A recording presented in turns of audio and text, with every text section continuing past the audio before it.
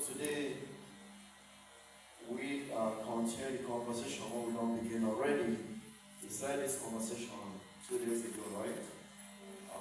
It's basically about the UAPs, Universal Apostolic Preferences of the Society of Jesus. There are 4 of them.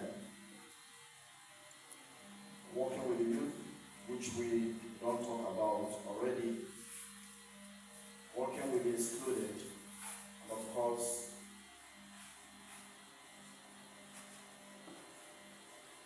care of our environment, and then also showing a pathway to God through the spiritual exercises. So there are 4 of them, and these 4 fruits we come out from the process of discernment, where members of the Society of Jesus with their collaborators, those who belong to the nation family at different levels, and those we work with at different levels. It lasted for just approximately 2 years, about 2 years, 16 months. And we were able to come up with this. And if you look at this, you can actually locate them in 2 important books where any Jesuit or when they guide any Jesuit. 2 important books. The first one is the spiritual exercises. We talk about working with the excluded. You can find this in the second week of the spiritual exercises. That second week is ultimately about following Christ, who is poor, compassionate, merciful, and learning of him. Then in the Concern of Society of Jesus, you find out in the formula of the Institute, where St. Ignatius, the follower, talks, say, anybody who has made up his mind or her mind to do or to follow, to journey with him, under the banner of Christ, to serve, that this person must be ready to journey with those who are on the fringe of the society, on the margin of the society. And this is what we shall be talking about this evening. That when we talk about the student, that we are talking about those who are living on the margin of the society. We are talking about the poor. We are talking about the marginalized. We are talking about the vulnerable. We are talking about the excluded. We are talking about the abused. All of these persons come under this excluded. Even migrants, those who migrate to other countries in search of greener pasture, and all for all kinds of other reasons. Sometimes they are not well received. Sometimes they are not well treated. So all of these belong to those that we are invited. The student we are invited to join with. So who are these persons? I'll be mentioning some of these, those who belong to this category. Now, the apostolic preferences, first let me mention the apostolic preferences are not so much of things to do. Yes, they are partly things to do, but they are more of spirits we're supposed to guide. They guide our doing. Spirit we're supposed to guide how we live our lives, how we do missionary work, how we live as Christians and collaborators of Jesus on this earth.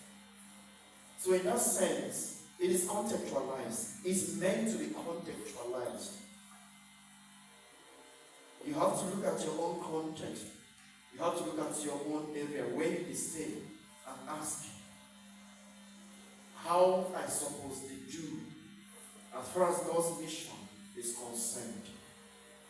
Because we got this again after the GC 36, when the commission asked for a general to look at the world, paying attention to signs of the times, to ask, what is Society of Jesus need do today in our world? Where is our world today? Where is Christ calling us? And Christ is calling us, depending on your context, to do certain things. So, waiting be our matter here for Nigeria, not going to be other people matter elsewhere. So, I will be trying to talk about some of those areas that we within Nigeria should be paying attention to as far as working with the student is concerned. First will be those who suffer or who live with certain sicknesses, certain diseases, something like HIV. In some places, the way we look at them, even in our time, we even look at them worse than we look at those who carry leprosy. Sometimes we don't even want to come close to them. Sometimes they live with stigma. They don't even want, people don't even want to reveal their status because of the stigma, because of the way they relate with this person, because of the way we treat them. We make it look like I'm in the worst of all sicknesses. Because of that mentality, say once everybody catch HIV, now once saying and through sex, I ain't catch them. We forget to say it can actually be contracted through other means. If person go they know sterilize it too well, they clipper, the feet, or even surgical, medical surgery and all of those things, surgical instruments. You can actually, anytime when you get contact with blood of somebody who has HIV, so it doesn't have to be true sex. But because of that stigma again, where would they take look at? Where would they look them sometimes and treat them? We don't even want to eat with them. We don't really want to sit with them. These are the people who we consider outcasts sometimes. In our communities, in our societies, in our tradition, we get people where we really label outcasts. In some parts of the eastern Nigeria, we have what we call Osu. People don't even want to do anything with them. No, they don't. When they come around you, when people see you begin to associate with them, then you are doing something that is not right. I'm sure in different cultures we have people like that. These are human beings, created God's image and likeness. But through tradition and all kinds of things, we can't say they are sacrificed, or their forefathers were sacrificed to the gods, or idols, or whatever, and all of those things, or deities. So they belong. And so we don't have anything. They call freeborn, and those they don't go feed marry. When the person get money, they go forget saying I was soup. Everybody want to run around now. Ask for money. That's what money. You will forget. But those one day there, where we treat them, where we relate them, all of this indicates psychological effect on individuals. Then we talk about racial and ethnic minorities. Some people will not belong to a particular town or community or area or state or place, but they migrated. They came to live and work among us. Sometimes the way we treat them, the way we look at them, we see them as the other. As the other. We begin from small beginning. They teach children that person no belong to us. And they suffer all kinds of things. Their rights are denied. They don't even get privilege where they're supposed to get. Sometimes they suffer scapegoating. If something happens for the town, they will talk, say, na them. It didn't happen. Na them do one. This thing they happen, this evil they happen for this our town because of that ABC man or woman when we migrate from wherever to come live among us. Sometimes the result in xenophobic attack and all of those things. We begin to kill them, they maltreat them. All of this in the name of religion, in the name of tradition, even in our own church, even in the church, when they see all of those things. Oh, this person is coming from ABC place, you don't go hold position for inside this church. ABC position. The way we treat people who are coming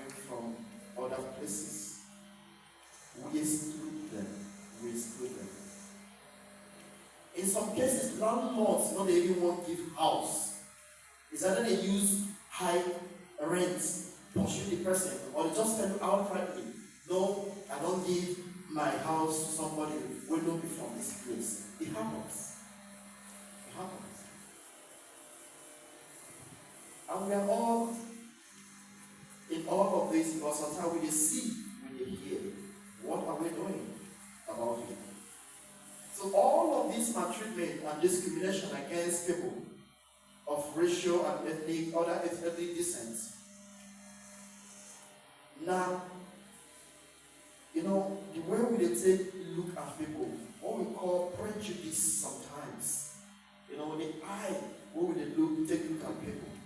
Like I said earlier, from childhood, they don't teach a child that person don't belong. This person has to be treated that way. And then the person grows up. Now what did they learn with that? And they will treat people that way. Prejudice. Oh, those were from other ABC places, they are not as intelligent as us. And the same thing will happen in Germany, Jewish people, and all of those things. No, they are not really human beings. They are ABC human beings. We are the superior human beings. And because of all of this, we exclude on the way we treat people. We treat them in a very, very bad way. We exclude them. Then women, not every woman shall.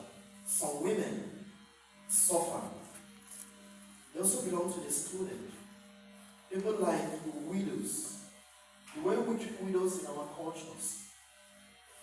A man dies, they will wash the man's body, give the woman make a drink, saying I ain't kill him. Or they will make the woman sit up for house for days without even her bread and all of those things. The way we treat them. Then the husband will come, they drag everything where this man gets. This woman gets children. What do you want me to take? They take care of the children. You collected everything and pushed her away. You don't even check up on them. You don't want to know what happens to them. You're after money and other things and maltreating them. What about sex workers? How do we look at sex workers? Some of these ladies who get into prostitution, not getting prostitution because they really want it. That condition make crayfish dead sometimes. But when we look at them like saying that they're the worst sinners. What exactly are they doing? When we begin to look at ourselves sometimes, we say what they're doing, they're different. No be sex, money. You go boyfriend house, they stay with you and give you money. What's the difference? Don't put me on. But that's the truth. But when we look at them because they stand for road, oh, no, that's sinner. That's sinner. We did, okay, I can leave that one second. Alright. Then what about young girls? Young girls that are abused.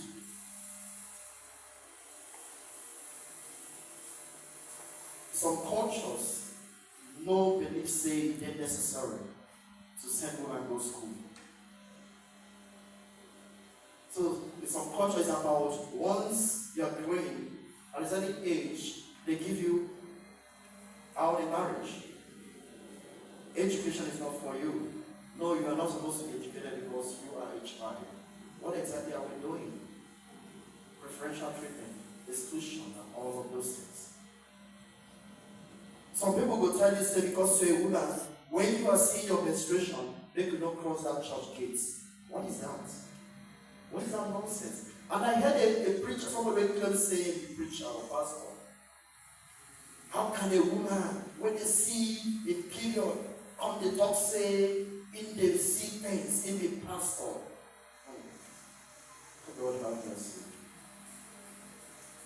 And please remind them that that thing where they make that woman dirty, are the food we feed her when they begin. And it's a womb, as a matter of fact. But they forget. In some cultures, in our Nigeria here, when a woman is talking, people know they take them seriously because they're a woman. Yes, now when the man begins to talk, this one now one day. When that one make us reach, let's sit down. Then we continue with our meeting. Even in the church, meetings and all of those things, they don't take women seriously. And it's happening. At workplaces, we see the inequalities and all of those.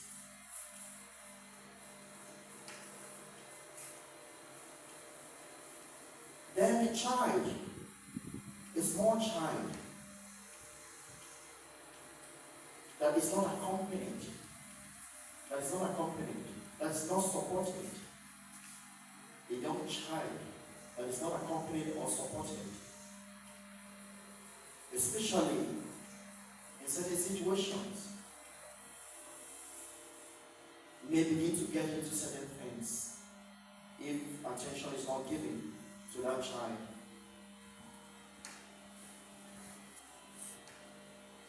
Also, some people feel like women are inferior to men. That women are inferior to men. And because of that, they treat women, they have two standards. The way they treat women and the way they treat men are two different ways. There are a lot of abuses are happening. Sometimes these children are not able to talk. Even within the family, right from within the family, a lot of abuses happening. Uncle, auntie, and all of those abusing children. In most cases, young babies, young children, young ladies, young girls, and all of those things. And then they threaten them. And that child grows up to become something else if that child is not helped and supported. That child will get into all kinds of things, become wayward and all of those. And then children excluded, some of them right from even the womb. The attack begins right from when they were still in the womb. Those who are born already face all kinds of challenges. But also the unborn are also vulnerable. The unborn baby is vulnerable. Sometimes we feel like we have the power to decide whether a baby should be born or not. If we feel like that baby should be born, or we feel like that baby may come from mistake, that somebody got pregnant mistakenly, what happens? We want to do what we call, we give that beautiful name abortion, which is actually killing, murder, right? What exactly are we doing? So even children are part of what we're talking about, the vulnerable that we need to pay attention to, even right from when they were still in the womb, to protect the unborn even. Then what about orphans? When parents die sometimes, children are left without care. The uncles, the aunts, and those around that child just abandon the child. The child doesn't get the care, the support that he or she needs. The child is allowed to struggle, hustle, and survive. These are all parts of those we are looking at today. In certain culture, we have some funny elements. People who keep labeling children witches and wizards. And they take them to somewhere to whip them. Or really something I've seen. And you see scars, injury, and all of those on this child's body. What happened to you? They say I'm a witch. And look at what they have done to this child. Whipping this child, injuring this child, because some funny person say this person a witch. And we all see some of these things sometimes, and we do not do anything about it. We do not support this child. We do not speak up. No sorrows, okay. We just keep shut. We're not doing anything. Even at homes, Children are maltreated, especially house helps. Especially house help. A child's finger has been cut off by some so-called madam. A woman will born picking herself do this into another person's child. A woman don't use iron, hot iron. Born picking house help because of whatever reason. What you talk say this picking do. That means the mother with hot iron. And sometimes we protect these persons. We don't say anything. We don't report them to the police. So what exactly are we doing? Some children also have been enlisted in the military, what we call child soldiers, and the militia.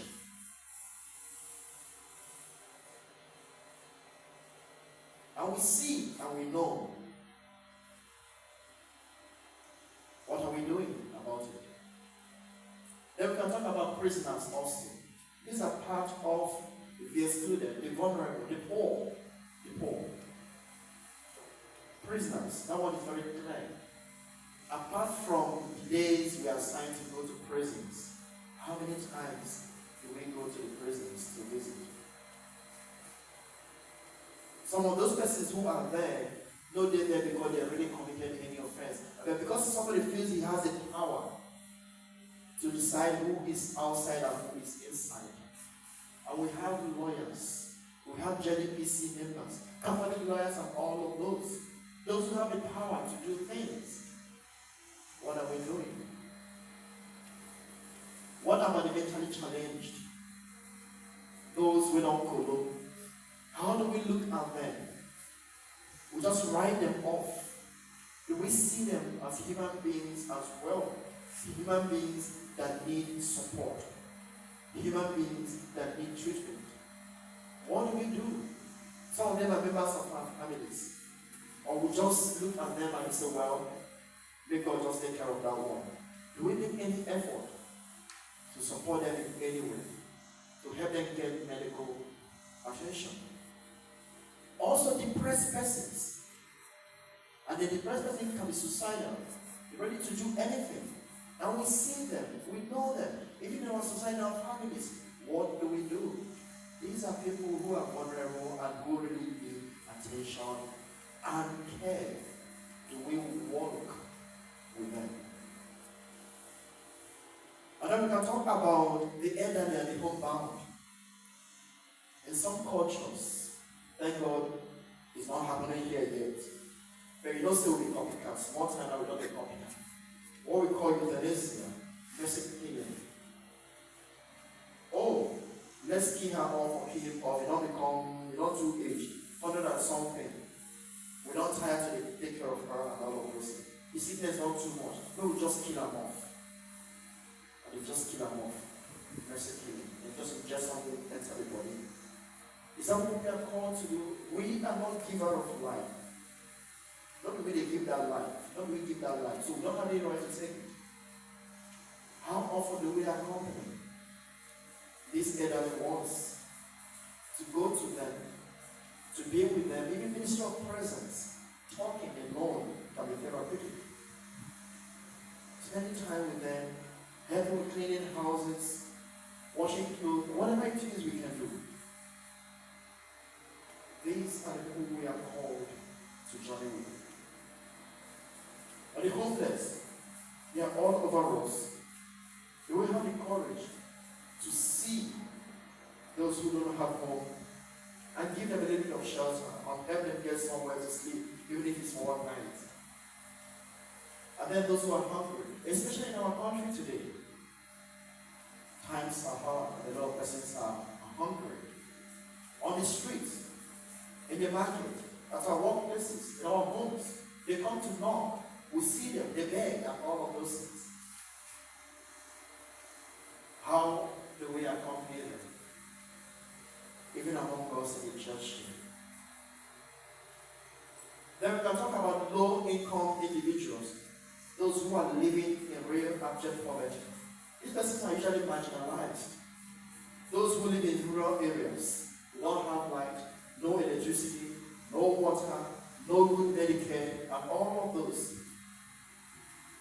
Farmers among them do not even make any profit from their farm produce. Now those who they sell for other places in town, and then they really make it gain. These ones will suffer, go farm, do the work. At the end of the day, because they don't have a means of they don't have a means of storage, no storage and all of those things. They want to sell off, and when they see something on the go back, what do they do? So who is getting? Now this woman will not sell for him. Is somebody doing anything? How much is fertilizer? What about herbicide, pesticide, and all of those things? Do they have access to all of those? We go help them do what? Produce well. Make whatever it is they plant do well. It's our transportation also from even inside bush to bring it out is a problem sometimes. So because of all of these things, they lose. They suffer, and at the end of the day, they get nothing. In the town, we have those we call blue collar workers. How much do we pay them when they work for us? They are also marginalized. Because say hunger not become weapon now. Hunger has been weaponized in our country by most politicians now. That's why during that voting time, they don't give this number because they are hungry, collect our votes. But even now, we still do it for those who are working for us. We'll be down the price, but we're not saying to collect the money because it is something we produce by food. That one is also there. And we do it all the time. What are we doing? We exploit these persons. Then we can talk about victims of human trafficking. These are also marginalized. When we look at them, we mock them. Oh, see you now, you don't go into it, come, but what will happen? And all of those things. We don't see them, we don't look them upon them with this eye of mercy, understanding that these persons actually define means of survival. So this is like they push them into some of these things. Some of them are not just wayward, not just condition maker. But how do we accompany them? Then what about people with disabilities, especially children, autistic children, and all of those things? In our families, how do we see them and how do we support them? All of these belong to the excluded. As a mother, as a father, how do you look at that child that needs special attention, special care? Are you patient with this child? Are you patient with this child? This one, I'm guilty of this one. Some of our buildings sometimes are not even, we don't even consider, here for example, we don't even consider people with disability, those who move on wheelchairs. How do they access buildings like this, for example? This is a way of joining with them, to think about them as we are creating designs and all of those things, to put around, so that somebody in wheelchair can easily come up. That since we don't see them, we don't think about them, we don't consider them. Is that what it's supposed to be? Then what about addicts? Those who are addicted either to alcohol or whatever it is. How do we look at them? These are people who are marginalized, who are not given attention at all. They belong to this excluded. When we hold meeting, we don't want to listen to them. They can't contribute because as far as we are concerned, no, they're nothing. They're just a trunk. Is that what it's supposed to be? How do we accompany them? Do we even try to help them get medical attention or get psychological attention to support them so that they can come well? They know sometimes we don't pay attention. This one is a sensitive word. LGBTQ+, and all of those. The truth is that we have gay people in our midst, whether we like it or not. Yes, a sensitive matter. Sometimes we don't like to talk about it and all of those things. But then, in some places, when I was in the university, as a matter of fact, some persons were actually going to beat up one man, one student.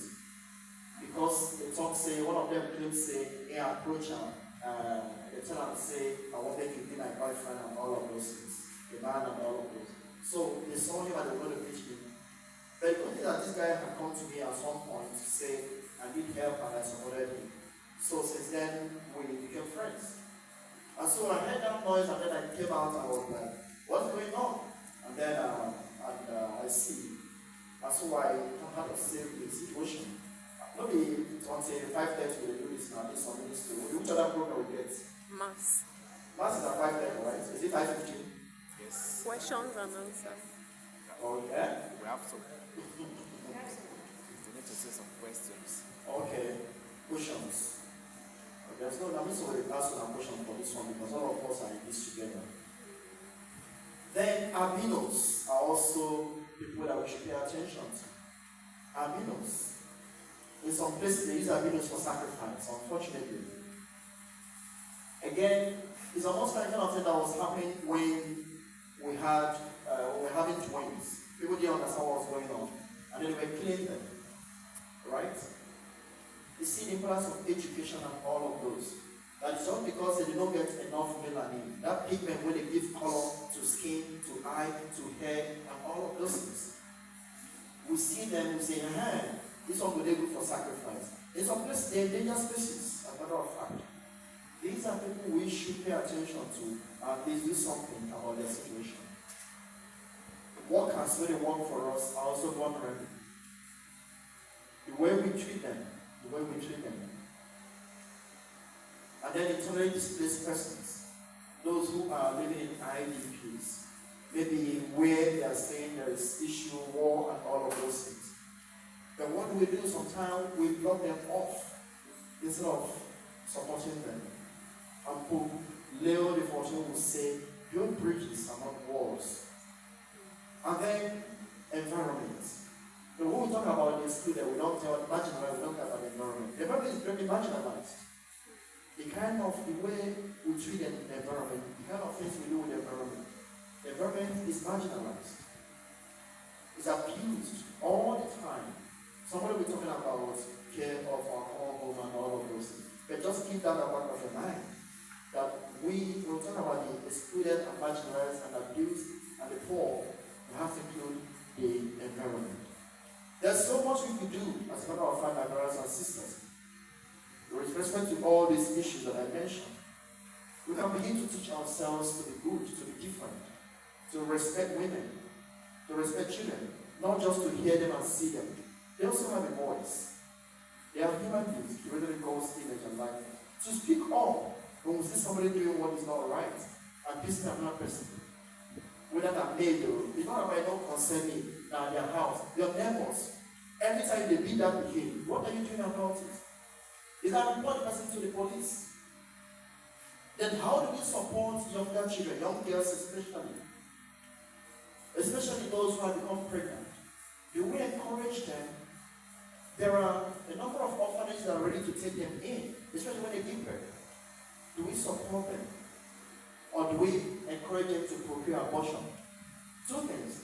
Abortion is a mortal sin, number one, but also is against the law. It's illegal. You could go to jail for procuring abortion, or even encouraging somebody, helping somebody procure abortion, or even hospitals where they give and all of those things. It's against the law. But all of this, what about signing up with St. Vincent de Paul? Signing up with St. Vincent de Paul. They do amazing work. How many of us can volunteer to work with them to respond to the needs of the poor? We have JDPC and all of those things. These are different ways to journey. Because when we talk about working or journeying with the excluded, we are talking about being present to them, helping them, supporting them. Alright, so we can, if there are questions and all of those